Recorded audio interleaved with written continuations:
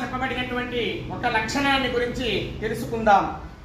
జలజాం నవలక్షంతు స్థావరా లక్షవింశతి Creo Rudra సంఖ్యాశ్చ త్రింశల్లక్షతు ఖేచరాః పశ్వాద్ లక్షంతు చతుర్లక్షంతు మానవాః తథావిధం దుర్లభం ప్రాప్తం మనుషం జన్మ సఫలయతం త్రిభిః కరణైర్భవానీపతిః పరమేశ్వరః అర్చితవ్యం అని ఆగమంలో ఒక వాక్యం. ఏమంటే చరాత్మకమైనటువంటి ఈ జగత్తునందు 94 లక్షల పరిమితితో జీవరాశులు ఉన్నవని, అందులో మనుష్యులు 4 లక్షలని, అదే విధముగా క్రియా సంగ్రహంలో ఇలా చెప్పడం జరుగుతుంది. చలచరాలు 9 లక్షలు, కొండలు మరియు స్థలములు 20 లక్షలు ఉంటాయని, క్రిములు 11 లక్షలు ఉంటాయని, పక్షులు 30 లక్షల రకాలు ఉన్నాయని, ఆవులు మొదలైనటువంటి పశువులు సంఖ్య 10 లక్షలు ఉన్నాయని, మనుష్యులు 4 లక్షలు ఉన్నారని ఈ విధంగా చెప్పబడి పైన వాటిలో ఉండేటటువంటి వాటన్నిటిలోకెల్లా దుర్లభమైనటువంటి జన్మ మానవ జన్మని,